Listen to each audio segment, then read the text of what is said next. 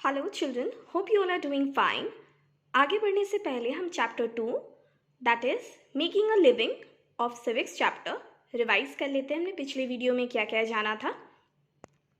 हमने जाना था पहले के लोग बेसिकली ओल्ड स्टोन एज में वो हंटर या फिर वॉन्डरर हुआ करते थे और हंगर बहुत ही नेचुरल थी मैन के लिए, क्योंकि उनको पता नहीं था कि कैसे फूड की प्रोडक्शन करें। तो इसी की वजह से वाइल्ड प्लांट्स फ्रूट्स के ऊपर वो ज़्यादा डिपेंडेंट थे और उन्हीं को ही वो खाते थे in the raw form, that is कच्चे तौर पे।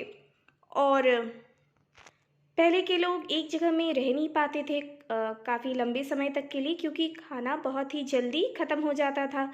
तो इसी के साथ साथ जब डिस्कवरी हुई एग्रीकल्चर की, तो उन्होंने शुरुआत करी एक सेटल लाइफ जीने की। और जैसे जैसे टाइम बीतता गया उन्होंने अपनाया कई सारे वेज़, जिस तरीके से, और काफ़ी तरीके के ऑक्यूपेशंस भी उन्होंने अपनाए जिस तरीके से वो अपने बेसिक नीड्स को फुलफ़िल कर सके। फिर हमने जाना ऑक्यूपेशंस एंड कम्युनिटी लाइफ के बारे में। तो सबसे पहले हमने जाना ऑक्यूपेशन के बारे में। ऑक्यूपेशन बेसिकली एक ट्रेड या फिर जॉब होता है जिसको फॉलो करते हुए मनी अर्न किया जा सके। और इकोनॉमिक एक्टिविटीज़ जो लोग अपनाते हैं उसको डिवाइड किया गया है 3 ग्रुप्स में, that is primary activity, secondary activity and tertiary activity. तो प्राइमरी एक्टिविटीज़ में या फिर ऑक्यूपेशंस में आता है एग्रीकल्चर, एनिमल्स को चराना, फिशिंग, वुड की कटिंग। तो ये सारी चीज़ें प्राइमरी एक्टिविटीज़ में आती हैं और ये सारी एक्टिविटीज़ के द्वारा प्रोडक्ट्स जो प्रोड्यूस होते हैं वो नेचुरल रिसोर्सेज से ही होते हैं। सेकेंडरी एक्टिविटी वो ऑक्यूपेशंस होती हैं जो इन्वॉल्व होती है कि जो प्राइमरी प्रोडक्ट्स होती हैं उनको प्रोसेस करने के काम के लिए इन्वॉल्व होती है सेकेंडरी ऑक्यूपेशन। जैसे कि फॉर एग्जांपल कॉटन है। अब कॉटन को और भी अच्छे से प्रोसेस करने के लिए, उसको कन्वर्ट करने के लिए एक फिनिश प्रोडक्ट में क्या तैयार किया जाता है, कॉटन टेक्सटाइल यानी कि कॉटन के कपड़े। तो ये जो प्रोसेस होता है वो आता है सेकेंडरी एक्टिविटी में। Then tertiary activity, tertiary occupations में हमने जाना था टर्शरी एक्टिविटी इंक्लूड होते हैं जहाँ पे काफ़ी सारे सर्विसेज इन्वॉल्व होते हैं, जैसे कि एजुकेशन, हेल्थ, ट्रांसपोर्ट, ये सारी चीज़ें इन्वॉल्व होती हैं टर्शरी एक्टिविटी में।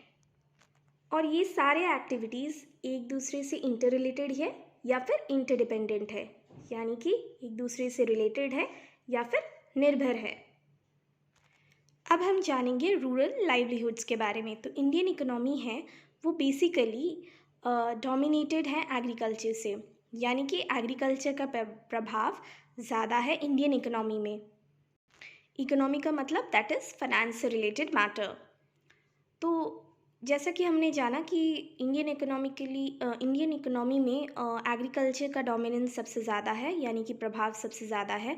और अकॉर्डिंग टू 2011 सेंसस 68% जो पॉपुलेशन है इंडिया में वो रहती है रूरल एरियाज़ में, और उनमें से 65% जो पॉपुलेशन है वो इंगेज्ड होती है, इन्वॉल्व होती है एग्रीकल्चर या फिर उसी के साथ के कामों में, अलाइड यानी कि उसके साथ के कामों में। और ज़्यादातर जो वर्कर्स होते हैं और रूरल एरियाज़ के वो इंगेज्ड होते हैं, इन्वॉल्व होते हैं प्राइमरी एक्टिविटीज़ में, जो इंक्लूड होते हैं, जिनमें इंक्लूड होते हैं एग्रीकल्चर, एनिमल रियरिंग यानी कि एनिमल्स की पालन पोषण, लंबरिंग यानी कि would cutting, fishing, mining etcetera. बहुत ही कम परसेंटेज ऑफ द पॉपुलेशन वो इन्वॉल्व होती है सेकेंडरी और टर्शरी एक्टिविटीज़ में। सेकेंडरी एक्टिविटीज़ जो होती है रूरल एरियाज़ में वो इन्वॉल्व होते हैं, वो काम जैसे कि इन्वॉल्व होते हैं गोल्ड स्मिथ के, यानी कि सुनार के जो काम होते हैं, जो आयरन का काम करते हैं, कारपेंटर, या फिर एज अ वर्कर के रूप में काम करते हैं कॉटेज या फिर खादी इंडस्ट्री में। Tertiary activity of rural areas में इंक्लूड होते हैं teaching, post office workers, electric supply workers, vegetable vendors यानी कि जो वेजिटेबल बेचते हैं। तो ये सारी एक्टिविटीज़ जो टर्शरी एक्टिविटीज़ की जो एक्टिविटीज़ है वो फॉलो की जाती है रूरल एरियाज़ में। अब हम जानेंगे डिफरेंट टाइप्स ऑफ फार्मर्स के बारे में। तो जैसा कि हमने जाना कि एग्रीकल्चर मेन ऑक्यूपेशन है लोगों के लिए जो रहते हैं रूरल एरियाज़ में। और वेरियस काइंड्स यानी कि काफ़ी काइंड्स के फार्मर्स होते हैं रूरल एरियाज़ में। सबसे पहले लैंडलेस एग्रीकल्चरल वर्कर्स। तो ये वो वर्कर्स होते हैं जिनके पास खुद की लैंड नहीं होती है, और वो दूसरों की फील्ड में काम करते हैं, यानी कि किसी और फार्मर्स के फील्ड में काम करते हैं। और वो 30% और ये workers 30% of rural house hold को कवर करते हैं। और ज़्यादातर जो वर्कर्स होते हैं वो एग्रीकल्चरल वर्कर्स वो बिलो पॉवर्टी लाइन रहते हैं। Next is marginal farmers. तो ये वो फार्मर्स होते हैं जिनके पास लैंड होती है 1 हेक्टेयर से कम। हेक्टेयर यूनिट होती है लैंड मेजरमेंट के लिए। और ये जो लैंड जो उनके पास अवेलेबल होती है वो सफिशिएंट नहीं होती है उनके सरवाइव करने के लिए। तो इसी के वजह से वो लेबरर्स के तौर पे किसी और फार्मर्स या किसी और लोगों के लैंड में काम करते हैं। और जो आर्थिक स्थिति होती है मार्जिनल फार्मर्स की वो काफ़ी ज़्यादा पुअर होती है। स्मॉल फार्मर्स, ये ग्रुप ऑफ पीपल के पास यानी कि जो स्मॉल फार्मर्स होते हैं इनके पास लैंड होती है बिटवीन 1 to 2 हेक्टेयर्स। और ये लैंड सफिशिएंट होती है उनकी सिंपल लिविंग के लिए। और ये जो फार्मर्स होते हैं ये प्रैक्टिस करते हैं सबसिस्टेंस एग्रीकल्चर। इसके बारे में हम आगे जानेंगे। सबसिस्टेंस एग्रीकल्चर है, इसको फॉलो किया जाता है कई हिस्सों में, यानी कि इंडिया के कई हिस्सों में इसको फॉलो किया जाता है। सबसिस्टेंस एग्रीकल्चर उस टाइप की एग्रीकल्चर होती है जहाँ पे क्रॉप्स को ग्रो किया जाता है और उसका इस्तेमाल फार्मर्स खुद करते हैं और उनके फैमिली मेम्बर्स करते हैं। और जो क्रॉप की जो स्पेशलाइजेशन यानी कि कोई एक पर्टिकुलर क्रॉप को ग्रो करना ये पॉसिबल नहीं हो पाता है, क्योंकि फार्मर को ग्रो करने पड़ते हैं काफ़ी तरीके के क्रॉप जिसके द्वारा वो अपने फैमिली के नीड्स को फुलफ़िल कर सके। और फार्मर्स इंटेंसिवली का मतलब होता है स्ट्रांगली कल्टीवेट करते हैं, फार्मिंग करते हैं लैंड में, जिसके द्वारा वो काफ़ी तरीके के क्रॉप्स को ग्रो कर सके एक स्मॉल पीस ऑफ लैंड में। और ये जो फार्मिंग है ये होती है इंटेंसिव यानी कि काफ़ी ज़्यादा स्ट्रॉन्ग। और इस टाइप ऑफ एग्रीकल्चर को बोला जाता है इंटेंसिव सबसिस्टेंस एग्रीकल्चर। इस टाइप ऑफ एग्रीकल्चर को क्या बोला जाता है? Intensive subsistence agriculture. एनिमल्स काफ़ी ज़्यादा इम्पोर्टेंट रोल प्ले करते हैं सबसिस्टेंस एग्रीकल्चर में, क्योंकि का इस्तेमाल किया जाता है, एनिमल्स का इस्तेमाल किया जाता है ट्रांसपोर्टेशन के लिए। एनिमल मैन्योर यानी कि जो खाद्य होती है उनका इस्तेमाल किया जाता है फील्ड्स को फर्टिलाइज़ करने के लिए, यानी कि फील्ड्स को और भी ज़्यादा उपजाऊ बनाने के लिए। Then coming to the rich farmers segment. तो ये ग्रुप जो होती है इनके पास जो लैंड होती है वो मोर देन 5 हेक्टेयर्स ऑफ लैंड होती है। और जो ज़्यादातर जो फार्मर्स होते हैं इस कैटेगरी के वो प्रैक्टिस करते हैं कमर्शियल एग्रीकल्चर। फार्मर्स ग्रो करते हैं क्रॉप्स जिसके द्वारा वो सेल कर सके मार्केट में। और ये सारे फार्मर्स यूज़ करते हैं मॉडर्न मशीनरी और मॉडर्न मेथड्स और टेक्निक्स प्रोडक्शन के लिए, दैट इज़ क्रॉप के प्रोडक्शन के लिए। सो स्टूडेंट्स, आज हमने क्या जाना? आज हमने जाना सबसे पहले रूरल लाइवलीहुड्स के बारे में, जहाँ पे हमने जाना कि इंडियन इकोनॉमी में बेसिकली एग्रीकल्चर का डोमिनेंस यानी कि प्रभाव ज़्यादा है।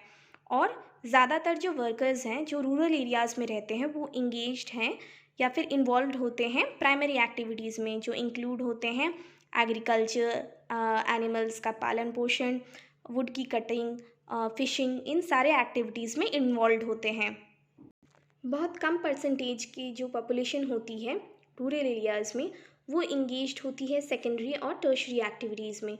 सेकेंडरी एक्टिविटीज़ जो रूरल एरियाज़ में वो इंक्लूड होते हैं सोनार के जो काम होते हैं, गोल्ड से रिलेटेड काम करते हैं, आयरन से रिलेटेड काम करते हैं, कारपेंटर का काम करते हैं, या फिर एज अ वर्कर काम करते हैं कॉटेज या फिर खादी इंडस्ट्री में।